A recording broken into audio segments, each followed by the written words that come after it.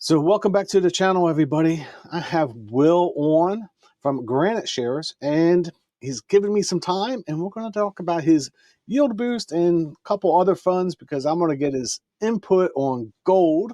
Because if you know his background, he might know something about gold. So welcome back, Will. Thank you so much, Brad. Good to see you again, and thanks for having me back on the show. Anytime, really, anytime. Because we last time we spoke, the funds were new, and now we have a complete, not a complete look, but we know how the funds are operating. Yeah. We've seen a downturn. And I'm really impressed with what you're trying to do and accomplish because, as we were talking before we started recording, you can hold this Y SPY and hold SPY together, create yourself an account, and have less uncapped than maybe some of these other funds that are out there. So it's a different way of generating income. Yep. No, exactly. And I think it kind of goes back to we were talking offline, but my thesis around a lot of this is that the world has changed significantly, and the role of ETFs now is such that you can get high precision ETFs that give you exactly what they say on the tin. And so, whereas before, 20 years ago, if you wanted to buy a fund, you typically have to buy a mutual fund, and that mutual fund might be styled as growth and income. And in reality, what you got was probably a strategy that didn't give you much growth and didn't give you much income. Well, now you can deconstruct that using ETFs, and you can get very precise exposure to as much income as you ostensibly want on one hand, and as much growth as you want on the other hand. And so, exactly what you said, you can use something like YSPY, which is a yield boost ETF, of course, to generate a high income exposure, and then you can toggle that with an exposure with a regular, S&P 500 ETF, which will give you the upside or the growth potential.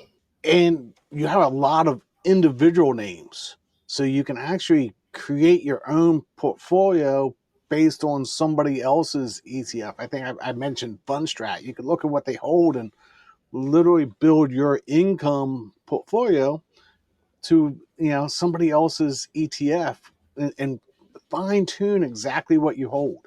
Yeah, because in some of those, I mean, this probably started to some degree with the fact that people love a lot of these big tech names, but historically, it's the big tech names that pays either zero dividends or zero income or very small amounts, i.e., nominal amounts.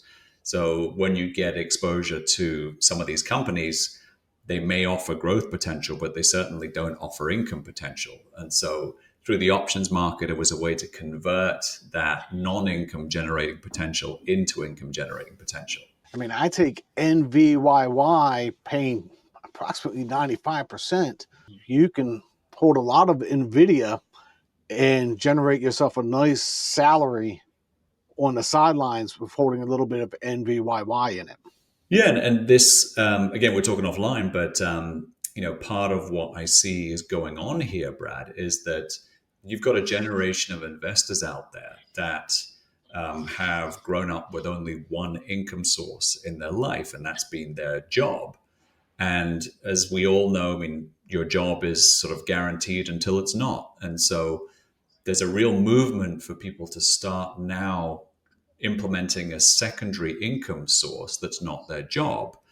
And the reason for doing that is, maybe obvious to some people, but let's go through it, is that, that gives you financial freedom in a world where, the cost of things is rising. You have monthly liabilities, whether it be rent checks, whether it be mortgage, whether it be car payments.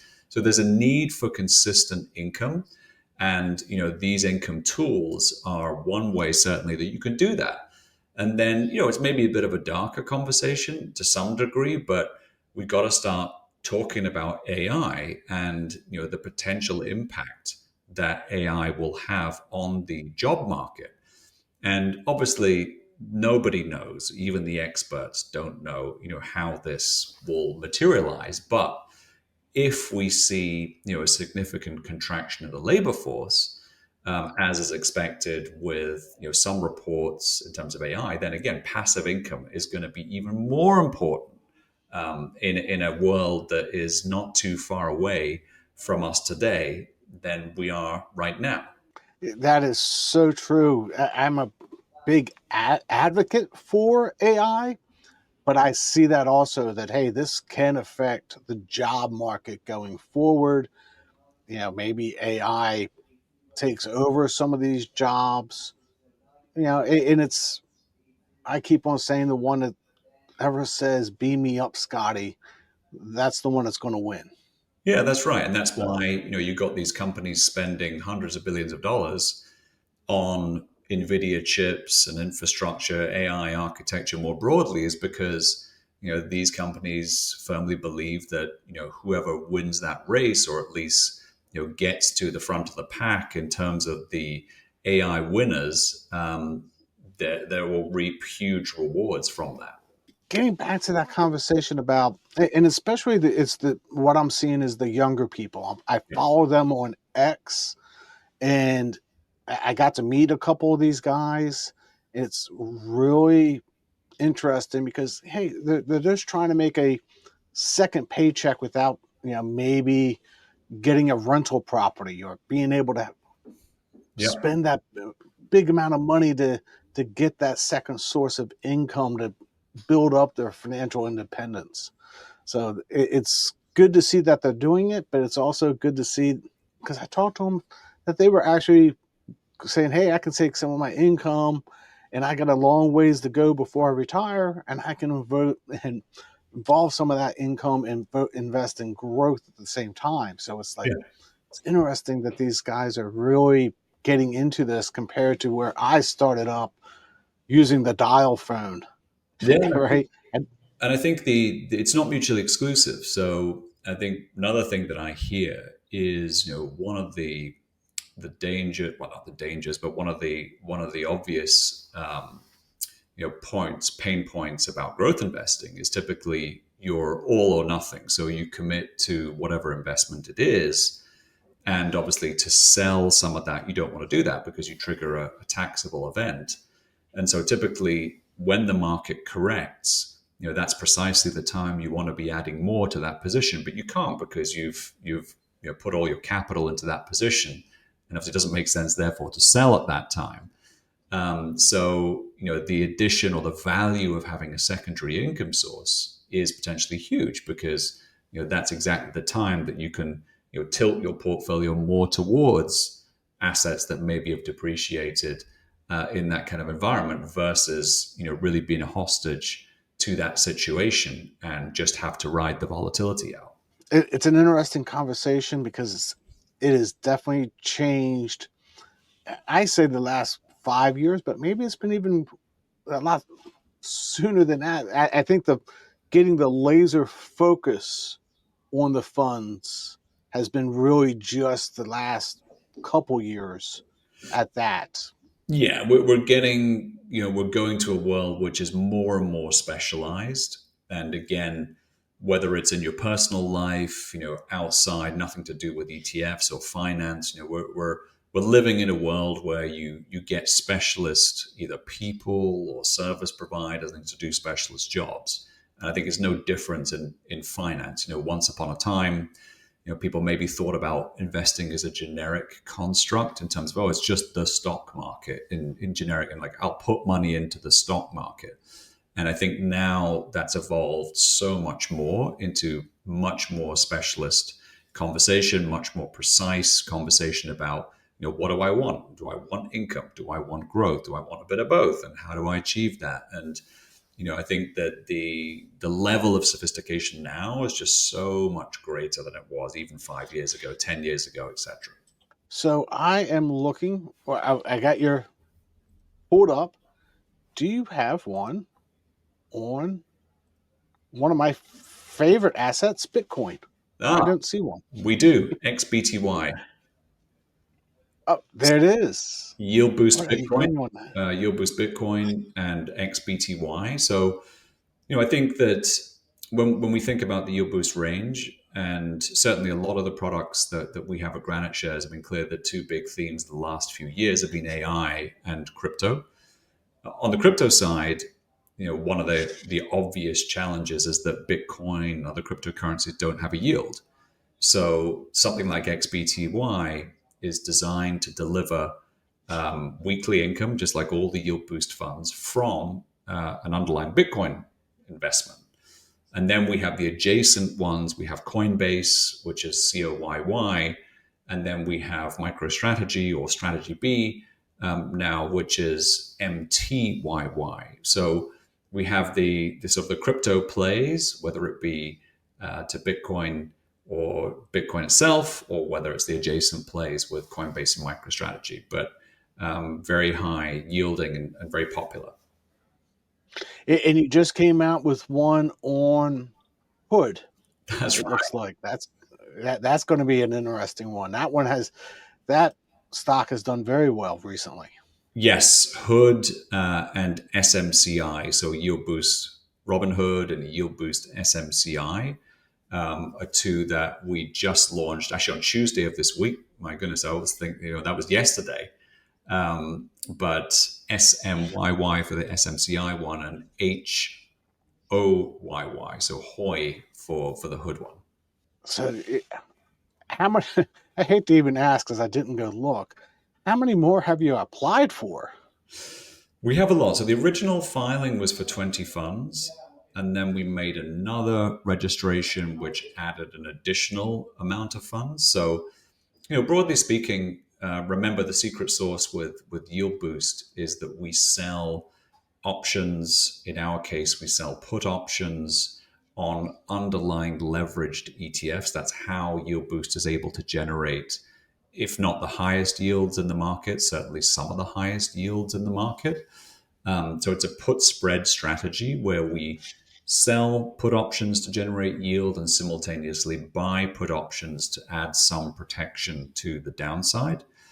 And that's only possible because of the growth of underlying leveraged ETFs and, in particular, leveraged single stock ETFs. So, as the market evolves and we have more leveraged single stock ETFs on different underlying names, the options market around those products evolves, the ecosystem evolves, and therefore it becomes possible to launch a yield boost ETF. So, it's slowly growing, as the ecosystem's growing, and Hood and SMCI just the latest expression of that. But we do have a number of these funds which are now cleared from the registration period with the regulator, and we can bring to market. And we've done, I think, 2 a week, certainly the last 3 weeks, which has been a huge sort of pace in terms of bringing them out.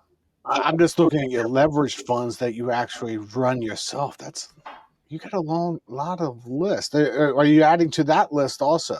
No, absolutely, because again, like this is it's ultimately a supply and demand business, and we have to come up with investment ideas that our clients, customers will love.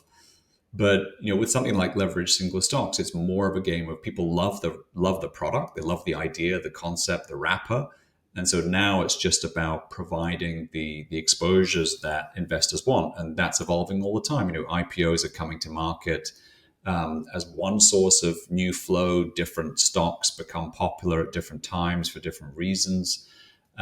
So it's constantly evolving. That's what's sort of it's great about this business. Due to your experience, let's talk about gold real quick. How do you see you have a fund bar, which is what I hold my gold in Thank you. because Decision. you have the lowest fees, right? I mean, let's face it, you have a very low fee structure for Yes, bar they're very compared to lucky. others. Yes. All right. That makes it attractive to me. If you're going to hold a an asset long term, you want the lowest fees, which that is what you provide. Yep. But the gold market, it is definitely shooting up and going crazy recently. What's your thoughts about how the gold market has been changing? Well, I think it depends on how far you want to go back. But I would just say that really what's happening in my mind is that gold has become the de facto alternative around the world to the US dollar. And that's I think probably the most important thing to know, if you know everything or know anything, and the reasons for that, it's complex and there are multiple things, and we'll talk about some of them. But I think fundamentally, what's happening is that gold, as a sort of a position of a reserve asset around the world, has become the de facto to the dollar. And most recently, it actually surpassed the euro in terms of official holdings of reserve assets. So, in terms of absolute, dollar amounts, gold has become that de facto alternative. And I think that makes sense in a world where we have the highest amount of government debt around the world that we've ever had.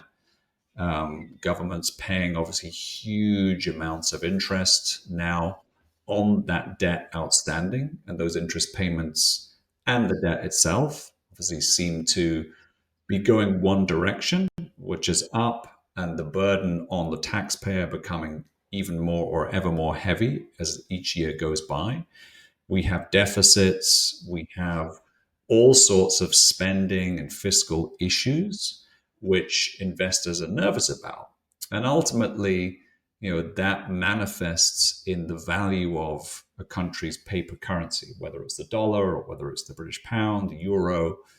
And sometimes I think it's helpful to frame this conversation, another way, which is in the context of gold. So rather than saying the gold price is going up, for example, it's about saying, well, maybe it's not the gold price going up, but the value of paper currencies are going down. In other words, it's always the gold price is going up compared to what? And gold was always measured in another currency. And therefore, it's sometimes helpful, I think, to sort of reframe that as being, maybe don't think of it so much as the value of gold going up, it's the value of paper assets and other assets going down when measured in gold. And so that's a phenomenon that's been going on, since gold broke from the gold standard back in the early 70s. And the value of the dollar when measured in gold has lost, almost 100% of its value when measured in gold.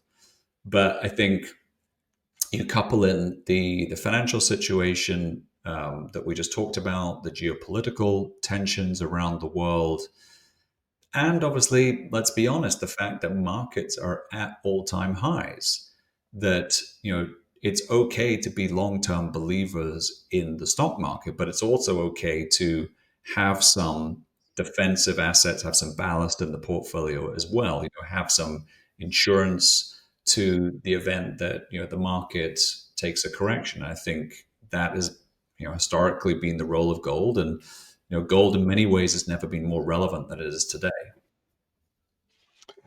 So will we see a uh, fund from you on yield boost on gold? We have one filed, and we have it ready to launch. I think to the extent that we see sort of more interest, more traction in the basket type products like YSPY and TQQY, I think we'll bring that out. I mean, definitely, it seems like the interest is mainly concentrated around individual names, and that's what we get asked for all the time. But again, with gold at these levels, clearly that's now becoming an asset class that's interesting again to people. There's a lot of interest, so far this year in gold mining stocks and gold itself. And so, why not? Again, another asset, just like Bitcoin. The one thing that people have been used to critique gold over the years is that gold doesn't pay yield, which is absolutely correct. However, there's no counterparty or credit risk in gold because of that. So it's a trade-off always, but if you can fashion an income out of gold or gold investments, that's attractive to some people. That's right. If you're going to hold a little bit of gold in your portfolio, you might as well have some income from gold too at the same time. Yeah, exactly. And there are ways to do that, of course. But yeah, fundamentally, I think that's something that's becoming more attractive to people. Yeah, I mean, I hold Bitcoin. I I hold income funds on Bitcoin. Right. I hold gold. I hold and now I hold income funds on gold. So there's a definitely a pattern to my investing. I So see it. Another one I have for you is there's been a, and this is going to be maybe a little bit off topic, is commodities. And you actually have a broad commodity strategy, Yeah. and people have been talking about commodities recently. And I'm sitting there going, that's interesting that you have a broad strategy. Can you talk to Yes. us about that?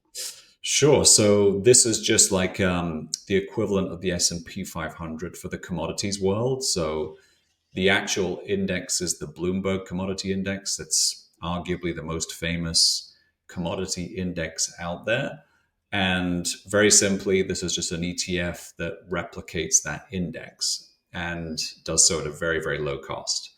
So this is for the investor, the advisor, whatever that has a view that commodities should be part of a portfolio, and whether you're buying it as an inflation hedge, whether you're buying it because you think the value of commodities is going to go up, whether you want to have just for complete diversification purposes because it's a different return stream than stocks and bonds, then this is something for consideration. And I think furthermore, like big, broad exposures, it's typically for people, again, that don't want or don't necessarily need to bet specifically on whether the price of oil is going to outperform the price of natural gas or whether the price of copper is going to outperform corn. And you just get exposure to a broad market and put it in your portfolio. That's COMB or COMB. And I'm going to go ahead and mention that it is not a K1. That's right. Yes, that is an important point for anybody that's dealt with K1s. Yes, that is an important point. We don't actually have any ETFs in our stable that issue a K1, so that was sort of deliberately done from the outset. And us investors greatly appreciate that. The, I did see, I did see one, since in my small community, we've been talking about gold and silver, and I'm up to a 15% allocation to gold, silver, and Bitcoin. I sit back and somebody said, well, I'd love to have a yield on copper. Is that even possible? That's they just feel that individual commodities are going to go up, and they're looking at coffee and things like that. And I don't know if it's even possible to generate a yield Yeah, off of something like that. everything's possible. And certainly with commodities and major commodities like copper, you've got multiple ways to do that. So absolutely, that's possible. Yeah, like I said, it was just a conversation because the energy is becoming more and more prevalent with AI. Yes. Silver is going to be used more and more with the AI for the soldering joints and the flow of electricity. Yep. And copper appears to be the next one that applies to that infrastructure of AI. Yeah, and I think we're also, when we're talking about metals, particular big one this year that people probably haven't got on their radar has been platinum. We have a platinum ETF, PLTM. Platinum is one that's broken out. It's outperformed the price of gold, outperformed the stock market. And I think part of that is this idea, similar to silver, that in a market where gold prices are at all-time highs, other precious metals can also rise in that environment, of which silver is one of those, platinum's one of those. And the price of platinum has been sort of in a trading range for some years. And so this is an interesting sort of breakout for the platinum market. And I think also size wise, I mean, it's a market that's 30 times, platinum's 30 times rarer than gold. It's just a much, much smaller market. So interesting also to look at. Yeah, it is, and it's more volatile. So if you had a income fund off of platinum, it would Yep. pay a higher distribution. But that's here and there because it is one of those things.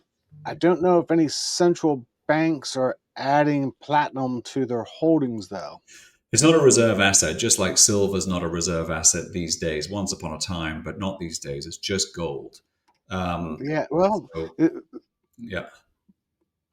uh, Russia is adding silver to their central bank for the next 3 years. That was Yeah, I mean an article. it's a slightly different case because you could argue that they had they did have a strategic palladium reserve, but you got to remember that Russia's also a huge commodity producer. So part of that is sort of from their own, reserves. And so Mhm. they accumulated a lot of palladium. They spent many years depleting that stock into the market, which was a big overhang on the market for many years. So Russia's a bit of a special case, but I'm talking generally about non-commodity producing countries in the main, and that Sure. they don't use silver as a reserve asset. Very good. That's great insight to that marketplace. I was not aware of how that actually is played out over the years. Oh Just yeah, read the article that they were adding. yeah, commodity world is fascinating. We've been involved in it for a long time, and previously before I started the company at GraniteShares, we've been in commodities for a long time. We're involved in the markets. So, anything else you'd like to share about your funds or changes that might you see in the marketplace going forward? I don't think that there's changes as much as the income trend. I think we've given our perspective on what's happening and why people are investing in these kind of funds, and why I think it makes sense if you're trying to develop a passive income stream out with your job, and that's certainly something that we've observed people doing. And I think the other thing is just more precision in terms of investing, that people are disaggregating sort of generic investments that they maybe once would have made, which had sort of a combination of gold growth and income, and now are disaggregating that into, like, give me a specific amount of income, give me a specific amount of growth, and so on and so forth. And we're just getting to a much more precise investing environment where people can dial up and dial down the amount of income that they want, or amount of growth that they want, et cetera, et cetera. And if having a little bit of income can also help them invest in the downturns into sold off assets, where before you were only relying on your job to pay or to be able to invest when the market is down. Yeah, and it's a double whammy, right? Because we haven't had a real recession now for quite some time, thankfully. But also when we do, recessions are the times when people lose their jobs. That's when you're most vulnerable to that primary income stream. And so again, when I look back on my career, environments where there were huge opportunities to buy the market, whether it was the financial crisis or whatever recession you want, the always the thing that holds you back is you don't have the capital at precisely the point that you need it most, because you're invested for long term growth.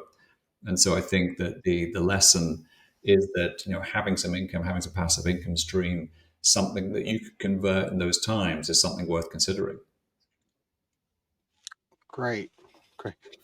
I greatly appreciate your time, Will, Yeah. and love to have you come back on the channel. And we'll set this up as a little more regular because you get a really good viewpoint of the overall market and how things have changed over several decades now. No, absolutely. Always evolving. I've been in the business for a long time, right from the beginning, in terms of ETFs, which has been fantastic ride. And what I love about this industry is just how it continues to evolve. Day by day is always something fun to be working on. It does not seem to be a shortage of new ETFs. There never is, because the financial conditions are always changing. Economic conditions are always changing, and part of our job is to give the people what they want, and part of that is adapting to the investing environment. And like I said, that's always changing. So I guess I will have a job for as long as ETFs keep on evolving. Yep, exactly. Well, thank you everybody for tuning in, and we will hear again from Will. Not as long this time. We're going to have him back again a little bit earlier. Take care. Great. Thanks, Brad.